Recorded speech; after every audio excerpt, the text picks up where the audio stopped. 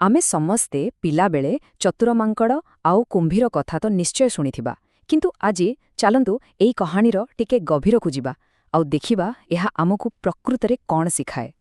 ନା, ଏଇଟା ଖାଲି ଗୋଟେ ସାଧାରଣ କାହାଣୀ ନୁହେଁ। ଏଇଟା ଗୋଟେ ଗଭୀର ବନ୍ଧୁତାର କଥା ଆଉ ତାପରେ ଏକ ଭୟଙ୍କର ବିଶ୍ୱାସଘାତକତାର କଥା। ଆଉ ସବୁଠୁ ବଡ଼ କଥା ହେଲା, ବୁଦ୍ଧି ଆଗରେ ବଡ଼ ବଡ଼ ଶକ୍ତି ବି କେମିତି ହାର ମାନିଯାଏ ତାର ଗୋଟେ ଜବରଦସ୍ତ ଉଦାହରଣ। ତେବେ ଆଉ ଡେରି ନ କରି ଚାଲନ୍ତୁ ଆରମ୍ଭ କରିବା। ଆସନ୍ତୁ କାହାଣୀର ପ୍ରଥମ ଭାଗକୁ। ଏକ ଅସାଧାରଣ ବନ୍ଧୁତା। କଳ୍ପନା କରନ୍ତୁ ତ, ଗୋଟେ ଶାନ୍ତ ନଦୀ ବହି ଯାଉଛି ଆଉ ତାରି କୂଳରେ ଦୁଇଟା ଏମିତି ଜୀବଙ୍କ ଭିତରେ ବନ୍ଧୁତା ହେବାକୁ ଯାଉଛି ଯାହା ବିଷୟରେ କେହି କେବେ ଭାବି ବି ନଥିବେ। ସେଇ ନଦୀ କୂଳରେ ନା ଗୋଟେ ବହୁତ ବଡ଼ ଜାମୁକୋଳି ଗଛ ଥିଲା। ଆଉ ସେଇ ଗଛରେ ରହୁଥିଲା ଆମ କାହାଣୀର ମାଙ୍କଡ଼। ହଁ, ସେ ଏକା ରହୁଥିଲା, କିନ୍ତୁ କେବେ ବି ଏକୁଟିଆ ନଥିଲା। କାହିଁକି ନା ସେଇ ଗଛ ହିଁ ତ ଥିଲା ତାର ସବୁକିଛି, ତାର ଘର, ତାର ଖେଳିବା ଜାଗା। ସେଇ ଗଛ ତାକୁ ମିଠା ମିଠା ଫଳ ଦଉଥିଲା ଆଉ ଖରାରୁ ବଞ୍ଚିବା ପାଇଁ ଥଣ୍ଡା ଛାଇ ବି। ଆଉ ସେଇ ନଦୀରେ ରହୁଥିଲା ଗୋଟେ କୁମ୍ଭୀର। ଦିନକର କଥା, ସେ ବହୁତ ଭୋକିଲା ଥିଲା। ଖାଇବା ଖୋଜି ଖୋଜି ଆସି ସେଇ ଗଛ ତଳେ ଟିକେ ଆରାମ କରିବା ପାଇଁ ଅଟକିଗଲା। ଆମ ମାଙ୍କଡ଼ ଖାଲି ଚତୁର ନଥିଲା, ବହୁତ ଦୟାଳୁ ବି ଥିଲା। କୁମ୍ଭୀରକୁ ଏମିତି ଥକି ଯାଇଥିବାର ଦେଖି ତା ମନରେ ଦୟା ଆସିଲା। ସେ ପଚାରିଲା, କିଛି କୋଳି ଖାଇବ? ମୋ ଗଛରେ ତ ବହୁତ ହୋଇଛି। ବାସ୍, ଏଇ ଗୋଟିଏ କଥାରୁ ହିଁ ସେମାନଙ୍କର ସେଇ ଅସାଧାରଣ ବନ୍ଧୁତା ଆରମ୍ଭ ହେଲା। ଏଇ ଜାମୁକୋଳି ହିଁ ଥିଲା ସେମାନଙ୍କ ବନ୍ଧୁତାର ମୂଳ। ଏହାର ସ୍ୱାଦ ଏତେ ମିଠା ଆଉ ରସାଳ ଥିଲା ଯେ କୁମ୍ଭୀର ତ ଏହାର ଦିୱାନା ହୋଇଗଲା।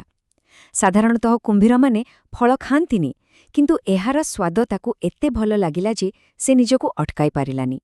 ତାପରେ ତ ଏହା ଏକ ପ୍ରତିଦିନର କଥା ହୋଇଗଲା। କୁମ୍ଭୀ ଆସେ, ମାଙ୍କଡ଼ ଉପରୁ ତା ପାଇଁ ମିଠା ମିଠା କୋଳି ପକେଇ ଦିଏ ଆଉ ଦୁହେଁ ମିଶି ଘଣ୍ଟା ଘଣ୍ଟା ଧରି ଗପ କରନ୍ତି। ଦେଖୁ ଦେଖୁ ସେମାନେ ପକ୍କା ସାଙ୍ଗ ପାଲଟିଗଲେ। ଏବେ ଆସୁଛି କାହାଣୀର ଦ୍ୱିତୀୟ ଭାଗ, ପତ୍ନୀର ନିଷ୍ଠୁର ଦାବି। ସବୁକିଛି ଭଲରେ ଚାଲିଥିଲା, କିନ୍ତୁ ଯେତେବେଳେ କୁମ୍ଭୀରର ସ୍ତ୍ରୀ ଏହି ବନ୍ଧୁତା ବିଷୟରେ ଜାଣିଲା, କାହାଣୀରେ ଆସିଲା ଏକ ନୂଆ ମୋଡ଼। ଦିନେ କୁମ୍ଭୀର କିଛି ଜାମୁକୋଳି ତା ସ୍ତ୍ରୀ ପାଇଁ ନେଇଗଲା, କିନ୍ତୁ ସେ ଫଳ ଖାଇବା ପରେ ତା ସ୍ତ୍ରୀ ମନରେ ଖୁସି ବଦଳରେ ଲୋଭ ଜନ୍ମିଲା।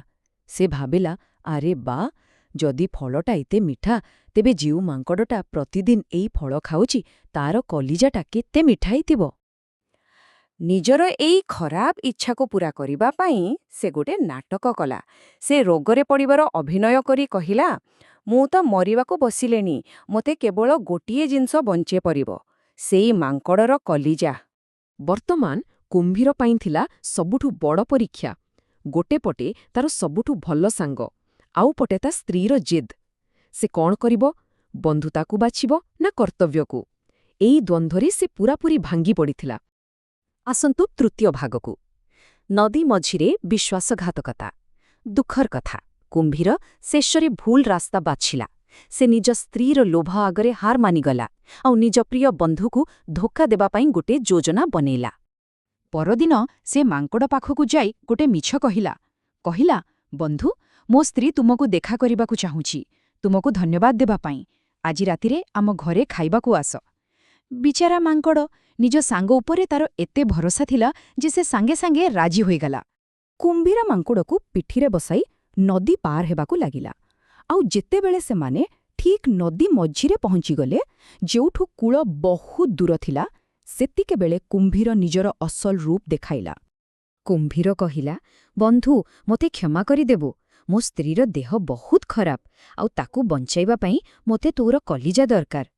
ଭାବନ୍ତୁ ତ, ସେହି ମୁହୂର୍ତ୍ତରେ ମାଙ୍କଡ଼ର କ'ଣ ଅବସ୍ଥା ହୋଇଥିବ? ଯାହାକୁ ସେ ନିଜର ସବୁଠୁ ଭଲ ସାଙ୍ଗ ଭାବୁଥିଲା, ସେହି ତର ଜୀବନ ନେବାକୁ ବସିଥିଲା। ଏବେ ଆସିଲା ଚତୁର୍ଥ ଭାଗ, ଏକ ଚତୁର ମିଛ। ମୃତ୍ୟୁ ଏକଦମ ସାମ୍ନାରେ ଥିଲା, କିନ୍ତୁ ମାଙ୍କଡ଼ ଡରିକି କାନ୍ଦିବା ବଦଳରେ ଶାନ୍ତ ରହି ନିଜର ମୁଣ୍ଡ ଖଟେଇଲା। ସେ ଜାଣିଥିଲା, ବର୍ତ୍ତମାନ କେବଳ ତାର ବୁଦ୍ଧି ହିଁ ତାର ଜୀବନ ବଞ୍ଚାଇ ପାରିବ। ଏମିତି ଏକ ପରିସ୍ଥିତିରେ ଆଉ କ'ଣ ବା କରାଯାଇପାରେ? ଗୋଟେ ଛୋଟିଆ ମାଙ୍କଡ଼ ଗଭୀର ନଦୀ ମଝିରେ, ଗୋଟେ ବିରାଟ କୁମ୍ଭୀରର ପିଠି ଉପରେ।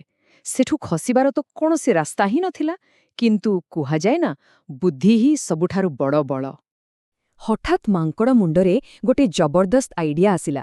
ସେ ବହୁତ ଶାନ୍ତ ଭାବରେ କହିଲା, ଆରେ ବନ୍ଧୁ, ଏକଥା ତ ଆଗରୁ କହିବାର ଥିଲା। ଆମେ ମାଙ୍କଡ଼ମାନେ ଆମ କଲିଜାକୁ ସୁରକ୍ଷା ପାଇଁ ଗଛରେ ଲୁଚାଇ ରଖୁ। ତୁମେ ତ ବଡ଼ ଭୁଲ କରିଦେଲ।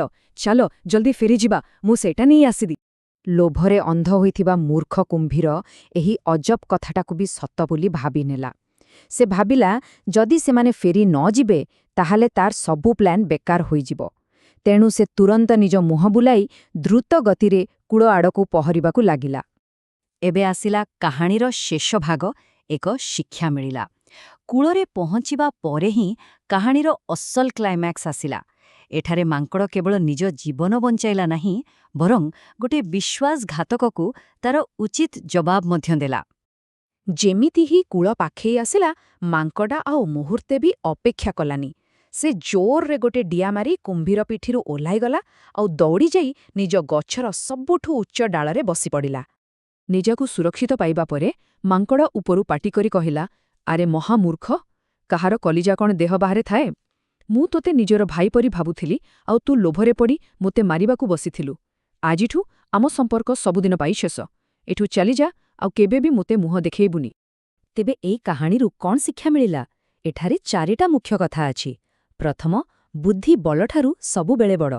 ଦ୍ୱିତୀୟ, ବିପଦ ସମୟରେ ଡରିଗଲେ ଚଳିବନି, ବରଂ ମୁଣ୍ଡ ଥଣ୍ଡା ରଖି ଉପାୟ ବାହାର କରିବା ଦରକାର। ତୃତୀୟ, ସମସ୍ତେ ବନ୍ଧୁ ନୁହନ୍ତି, ତେଣୁ କାହାକୁ ବିଶ୍ୱାସ କରିବା ଆଗରୁ ସାବଧାନ ରହିବା ଜରୁରୀ। ଆଉ ସବୁଠୁ ଶେଷ କଥା, ଲୋଭ ହିଁ ସବୁ ସମ୍ପର୍କକୁ ନଷ୍ଟ କରିଦିଏ। ଏ କାହାଣୀ ଶେଷରେ ଆମ ମନରେ ଗୋଟେ ବଡ଼ ପ୍ରଶ୍ନ ଛାଡ଼ିଯାଏ। ଆମେ ତ ଜୀବନରେ କେତେ ଲୋକଙ୍କୁ ଭେଟୁ, କିନ୍ତୁ କିଏ ପ୍ରକୃତ ବନ୍ଧୁ ଆଉ କିଏ ସ୍ୱାର୍ଥ ପାଇଁ ବନ୍ଧୁତାର ଅଭିନୟ କରୁଛି, ଏକଥା ଜାଣିବା କେମିତି?